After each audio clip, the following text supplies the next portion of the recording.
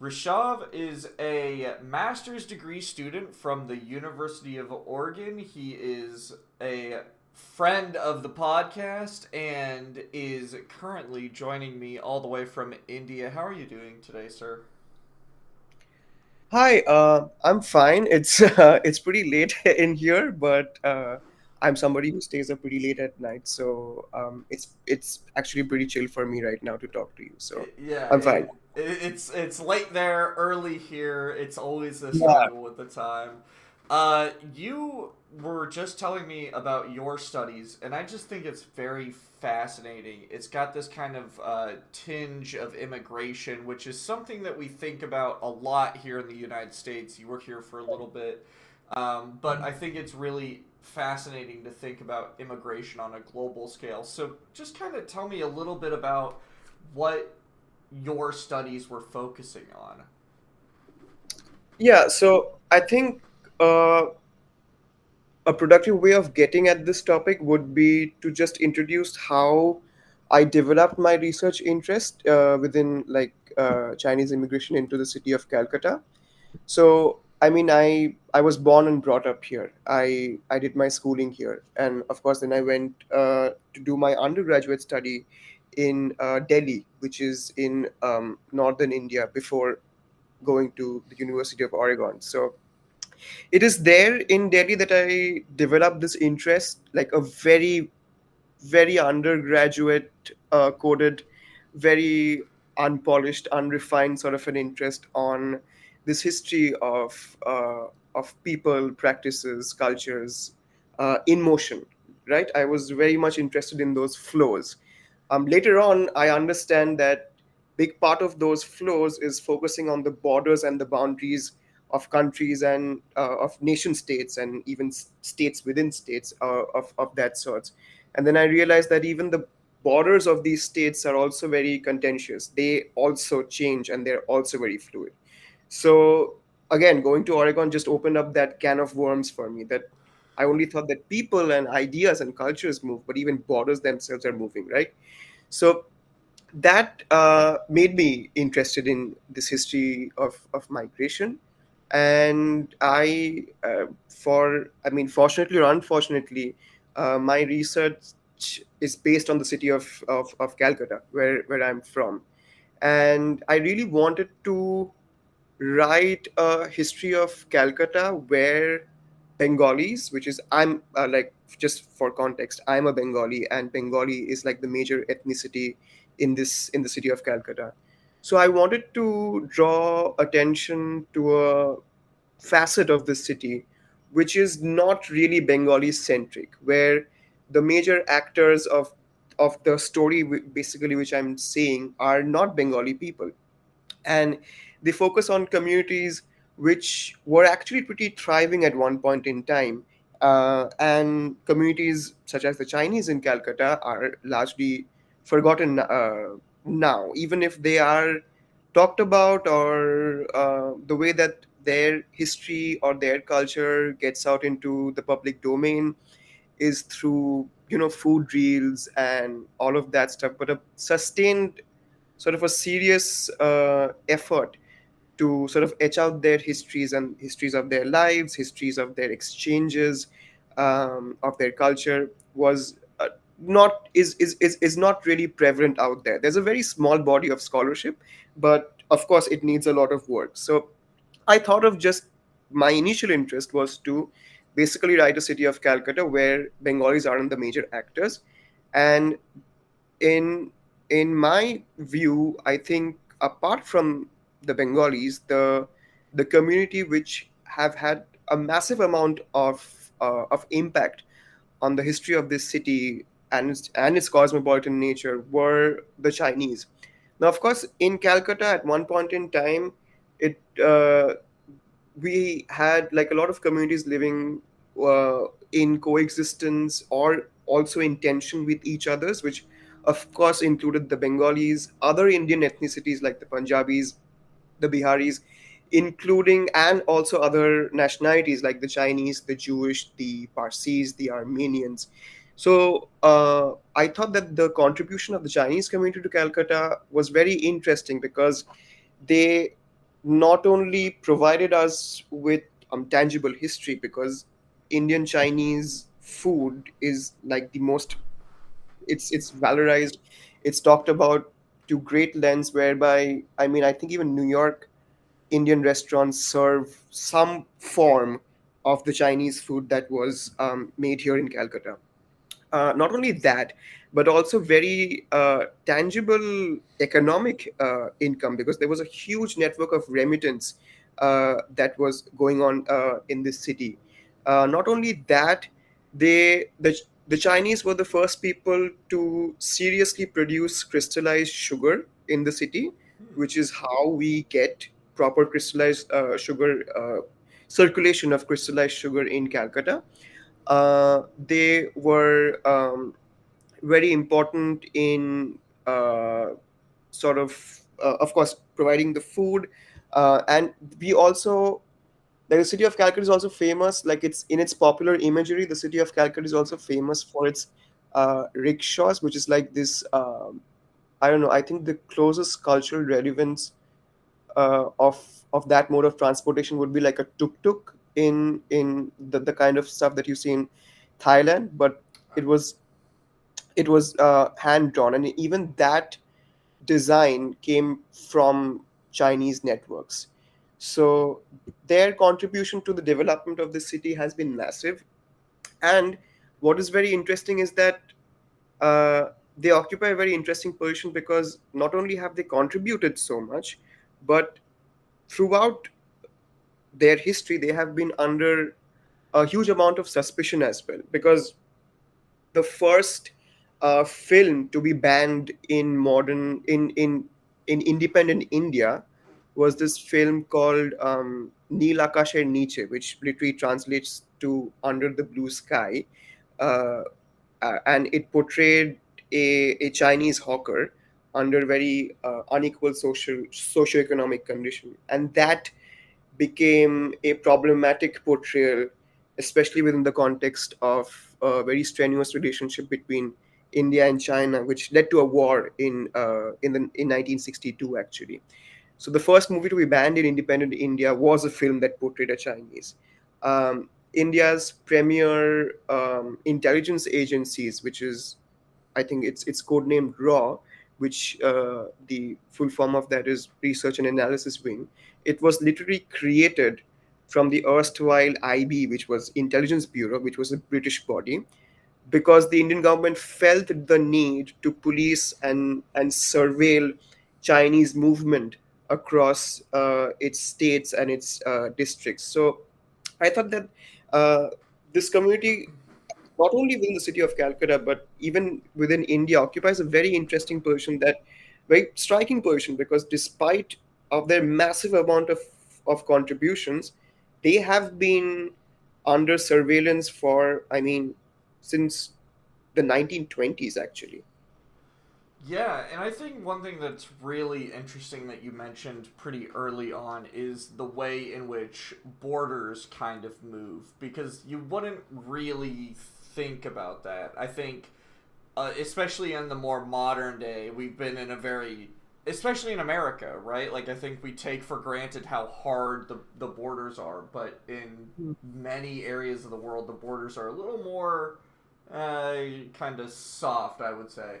And I guess kind of an interesting point you brought up is how these Chinese immigrants have had their history kind of erased. How did that happen? You know, what was going on in order to remove these folks from history? Because we've seen it here in America. I've talked with professors who have been like, you know, subcultures just sometimes are getting erased or absorbed into a larger national mythology. So, what was going on here? Um, I think definitely the turning point would be the Sino-Indian War of 1962, because following that war, the government of India passed a set of racial profiling laws, basically, which racially profile Chinese communities. And I think the wording within that legal document was that um, citizens having hostile origins would be put in an internment camp. So what happened after the 1962 war was that around 3,000 around 3,000 Chinese, ethnic Chinese, within mostly within Calcutta and also its surrounding districts, were rounded up and put into this internment camp, this British era internment camp at this place called Deoli, Rajasthan. And of probably no fault of their own, these families have been living within this in the country since generations, because, well, the first proper Chinese settlement started way back in 1778. So there were families who had proper establishment, businesses, like daily lives, who would be indistinguishable from any other Indian citizens, apart from the way that they looked in that way. So during the 1960s, the Indian government paid a very close attention to individuals who had a certain type of, we call it phenotype, that they looked a certain way, and they just rounded them up and sent them into a deportation camp. And I think and I think they were interned there for around 3 years. And after they were released, what happened was many of their businesses, and the Chinese diaspora, especially within India, was primarily an entrepreneurial community. So they were either owning, they started work as jute mill workers, but they ended up owning the jute mills. They either ended up owning entire jute factories or restaurants, or they had their own dentistries, or they had their own laundries. And all of these businesses, and especially these properties, were taken away and leased off. So, I mean, if you would have been a, a Chinese family at that point in time who just got released from the prison or from that internment camp, you would come back home to see that your place of work, thing that generates income for you, is no longer there. So that triggered the out migration. That in But not all fled away. Many people stayed back. Many people tried to rebuild their businesses. Many people. There was also a big network of Chinese temples and churches within Calcutta. Many people associated themselves with those churches and lived on. But of course, the majority of a major part of the community out migrated. And I actually do have some numbers here. I think currently the Chinese population in Calcutta is around 2,000 in number, and at their peak, and this is just before the war, it was around 20,000. So that was the scale. Of course, the conditions in India, compared to just better opportunities abroad, especially in Australia, Canada, North America, uh, I would say triggered that out migration. In very basic, I mean, migration terms, there was a push factor from India and there was a pull factor from other Western countries. Yeah, and I think that's really interesting. Hearing about internment camps in another country is very fascinating because, just 20 years prior, you were saying it was the 1960s. 20 years prior in the United States, we were doing something very similar to the Japanese Americans. And so Right. I think that's very, like, the dichotomy there, I think, is very interesting, and the time frame that lines up.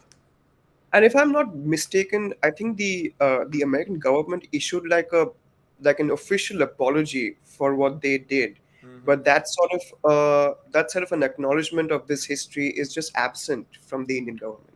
See, now that I think is really interesting. So, does that make you think that the internment camps or the process that they put these Chinese immigrants through was intentional to kind of try to push them out, or what was the reasoning behind the internment camps? I think there was a big amount. I think the history of this runs really deep, actually, and thank you for that question, because I have been seeing intelligence bureau files on the Chinese, and this has been the case since the 1920s. British authorities, and then later on, like the independent Indian state, was very anxious about Chinese movement in general, because, well, in the 1920s, 1930s, 1940s, specifically during the end 30s, the end of 1930s and 40s, there was the context of the Second World War, and the British was always very anxious about Chinese spies infiltrating their borders here, and which is why they paid very close attention to their movements. The Chinese in Calcutta and in India were issued these documents called registration certificates, which basically kept track of the district they were born in, and if they crossed over from that district, they needed to immediately go to the nearest police station and get their certificate stamped. So this sort of a practice has been going on since the 1920s or 30s, and I feel that the the the independent Indian state sort of in a way morphed or adopted those sort of surveillance practices. And I think the big history here would be whenever the colonial state or the post-colonial, even like the independent state of India, faced a sort of a border threat with China, the first people that they always glanced at and the first people they always tried to control were ethnic Chinese communities within their borders. Yeah, and so I guess it's so crazy and bizarre because you would think that the government would recognize that the only competition is from the other government and not from the people adding to your economy and your culture and that kind of stuff. So, what were some of when you were doing the research on these? Like, were there any families that you came across? Any journal entries? Anything that was like, man, that is kind of a hard read, or anything that really shook you? You know? Um, I think I did come across. I came across funny. I came across a few horrific documents as well, but I also came across a few funny ones as well. I think I'll probably start off with the more amusing one. I discovered like love letters written between two Chinese, like a Chinese man and a Chinese woman, and they were planning all these meetups in the New Market area of Calcutta where they'd go and watch movies, and what and here's the horrific part, that I thought that the intelligence authorities at that point in time, when because they were apprehending like personal mails between individuals, right? They even thought that this sort of a communicative exchange would have been like very suspicious or hostile to the nation. And of course, um, on the more horrific side of things, there are huge records of identification cards uh, of Chinese internees within the internment camps with their pictures and their identification numbers. There's a big list of the rations that they were given, and um, of the real people that I've met. There's this person called Monica Liu, who uh, who is a very successful business entrepreneur in Calcutta. She owns like 6 or 7 Chinese restaurants in Calcutta, and I couldn't get a direct interview with her, but I was talking to other Chinese restaurateurs in Calcutta, and they said that Monica Liu was literally imprisoned in after the 1962 war, and then she made it out of the internment camp. She came back to Calcutta, and she built her entire story up from scratch again. She right now owns like 6 to 7 Chinese restaurants, and she's celebrated as a sort of a national icon right now. You have different TV networks coming and doing interviews with her, and all of these journalists and food vloggers would come and say that you are a symbol of the of a very uh, cosmopolitan history of our nation. But few people have actually mentioned or even paid attention to that very dark history that Monica Liu and her family had to go through. Yeah. I mean, I am from Idaho originally, and nearby Idaho, there's actually, or I guess in Idaho, there is one of the Japanese internment camps. So it is kind of strange having a prison right near where you live that was specifically designed for, Japanese Americans during a time of war. And so, what was the treatment of the Chinese immigrants once they actually got out of the internment camp, right? So that post 1960s, looking at the 70s, 80s, how was the treatment of them during that time period? Did relations improve or did they stay the same? Um, well, post the 60s, I would say that like macro level relationships uh, between India and China did not really affect Chinese communities living in Calcutta, because mostly they had reduced in number greatly by then. But I think the greatest, is in my interpretation, the next crisis, in this set of crises that would befall upon the community, was actually in 2020, because 2020 of course marked the COVID virus, and its effect in globally and in India as well. And of course, we had lockdowns imposed in India at that point in time. And what was very interesting to me was that a similar set of events started happening, just like 1962, basically, because you have these young boys from Calcutta's Chinatown trying to get out of their neighborhoods and trying to get food for their families. And there were newspaper reports of them being bullied for bringing a Chinese virus into Calcutta. And of course, um, they were made to prove their allegiance to the Indian nation yet again, that they are also Indian citizens. And I think a horrific clip at that point in time was doing the rounds in social media of this group of 10, 15 Chinese individuals standing in front of a Chinese temple, singing the Indian national anthem to somehow try to prove their allegiance to the nation as well. So I whilst writing my thesis, I actually do talk about this in my conclusion, that I felt that this is like exactly a repetition of what happened in 1962, where uh, a bunch of people who just looked a certain way were being targeted for being hostile to the country's safety. Yeah, it's just it's crazy to see like a similar event take place on a global scale, don't you think? Hmm. Because we in America had very similar problems. And so, when you look back at the work that you're doing and the research that you're seeing, um, what do you think that when you explain it to your students and you explain it to others, how should they really be interacting with this information that you're giving them? That's an interesting question, actually.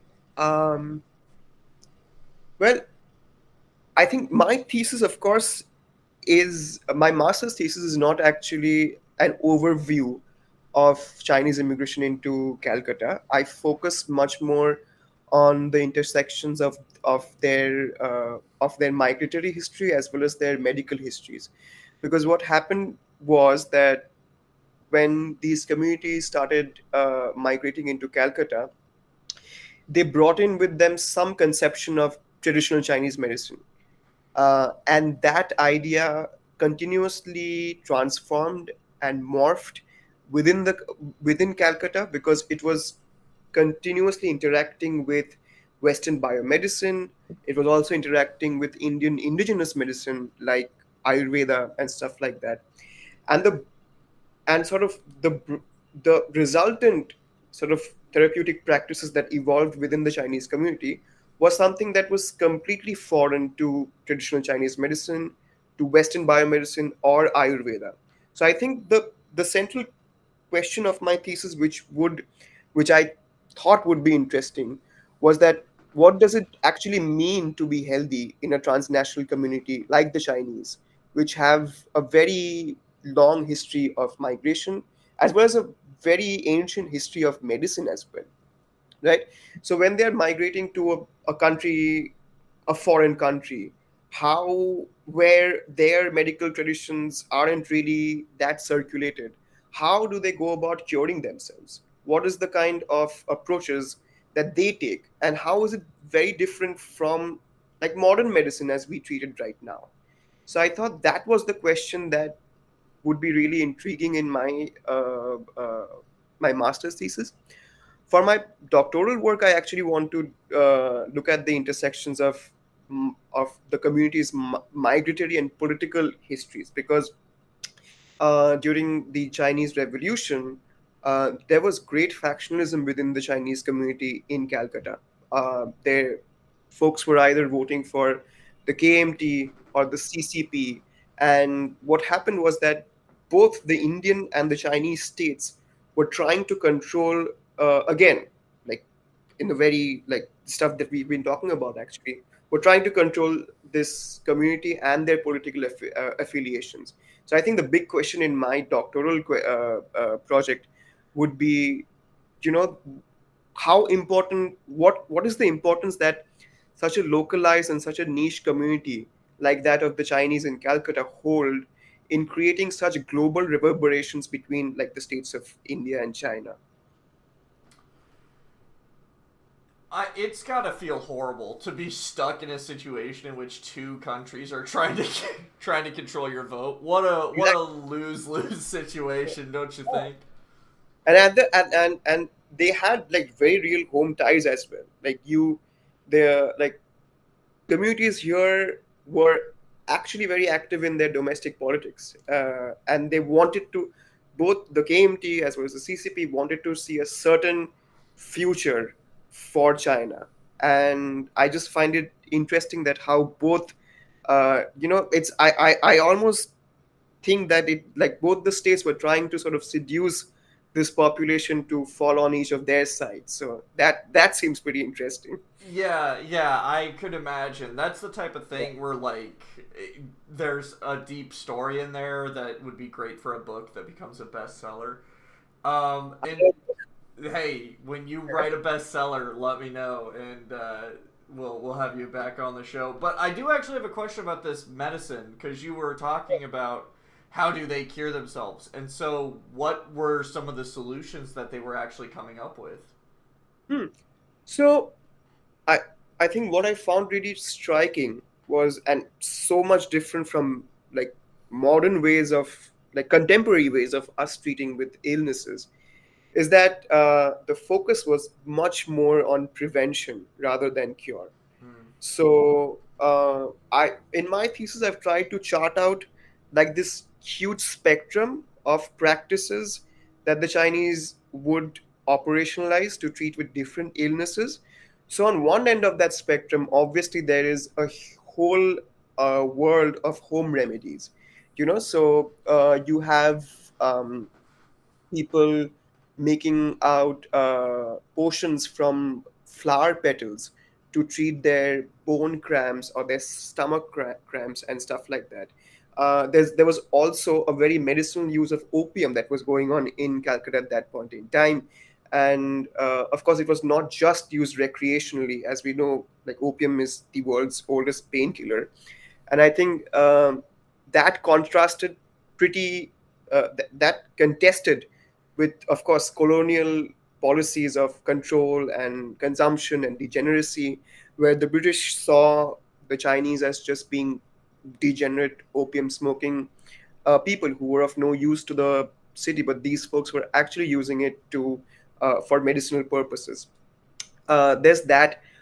There's also the use.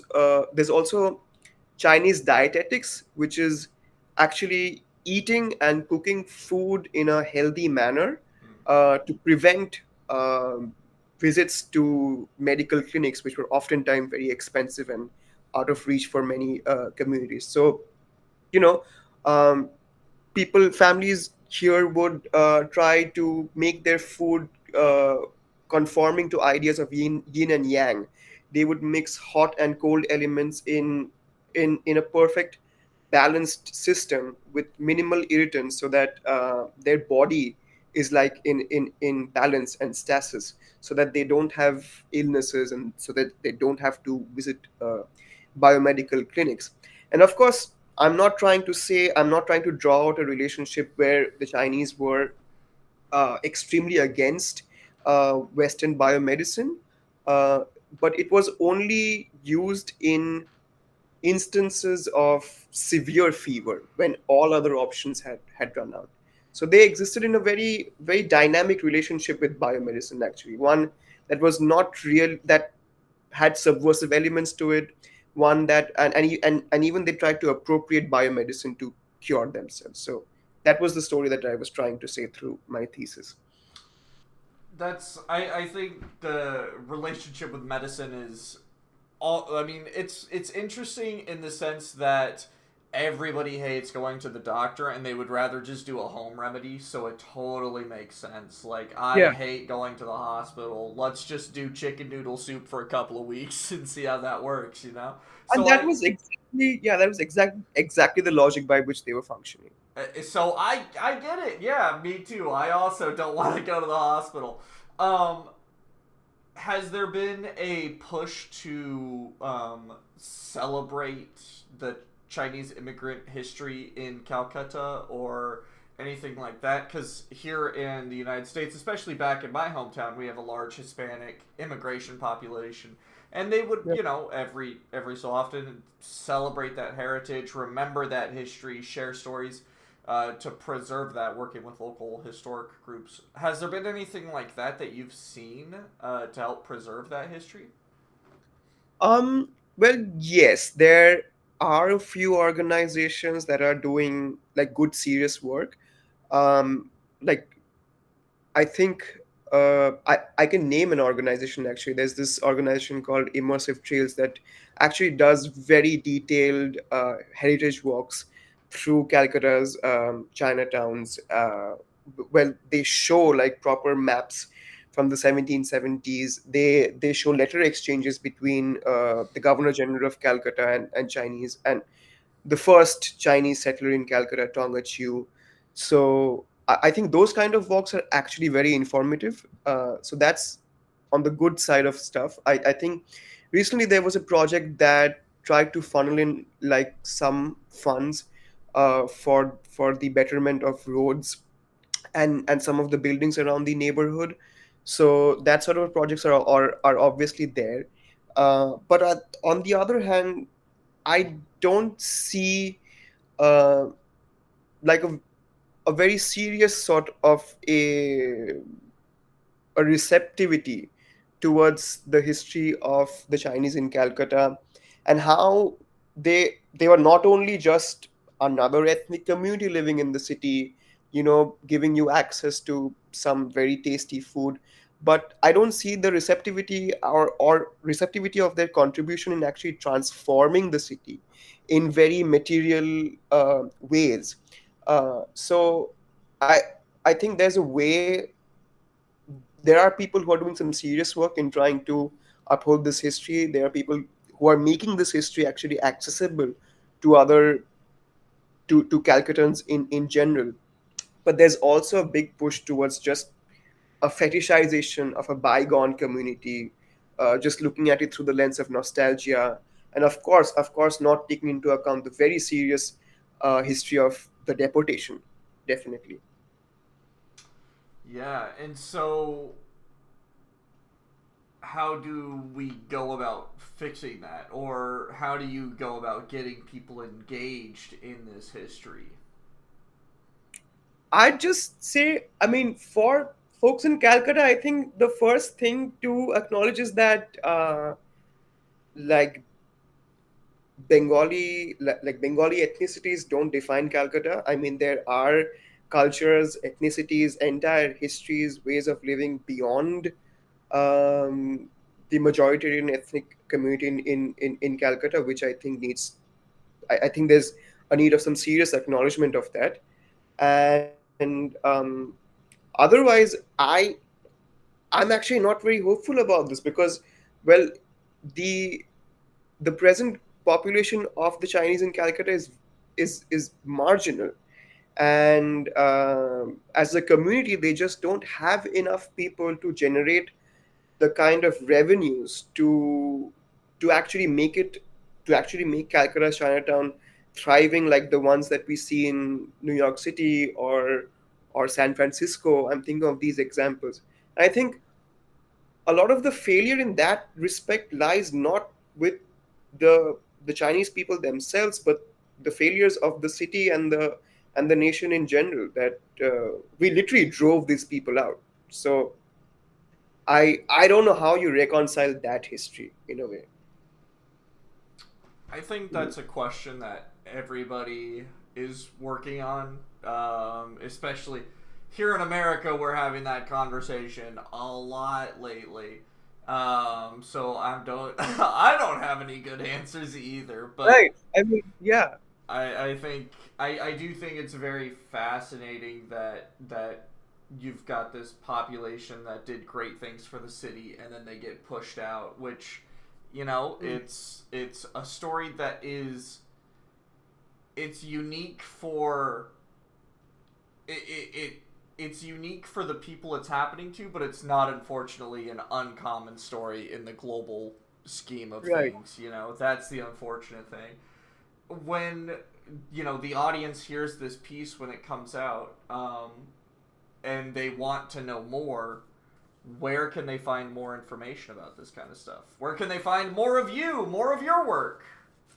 Well, they can. I have a journal article which is right now under review, and well, history journal articles notoriously take a lot of time to get published. So I don't know when that will be out, but I think the most accessible book written for like folks who are just not interested in like academic history. I think there's this book called The Deoliwalas, which is written in a very lucid manner, and it's very interesting because the the book is organized in such a manner that it has chapters which first elucidate the history of the Chinese community and then the deportation, and then chapters which is like there are entire chapters which are just like an interview between the authors and a Chinese family or a Chinese individual who was interned at that camp. And I think it's very interesting because the book is written by one of the co-authors is Joy Ma, who is a woman who's literally born in that internment camp. So I think it's a very powerful book, and the context that she has been able to get for that book and the testimonies are striking. So I think that would be the best entry point for anybody who's interested in this history. And would it be possible for you to give me a link so that I could put that in the Sure. link of Yeah. the Yeah. episode? Because that sounds really great, and I think everybody would love to read that. Do you have anything else that would be of interest to the audience? Any other plugs you'd like to give? Not much apart from the fact that my journal article might come out maybe after like 10 or 12 months. So probably look up my name in and search Chinese diaspora, and you'd probably find something. And we'll have you back on the show when your journal article comes out, right? Definitely, definitely. Thank you so much. Yeah, thank you for your time and stay safe. I know it's late over there for you, so get some rest and we'll see you next time, sir. Thanks for listening. This program is made possible by our lovely guests and the patronage of viewers like you. If you enjoyed the program you're listening to, share us with a friend to help them remember a story your city forgot. And of course, another way to help the program is to give us a review on the streaming platform you're listening on. Thanks again for listening, and don't forget to brush your teeth.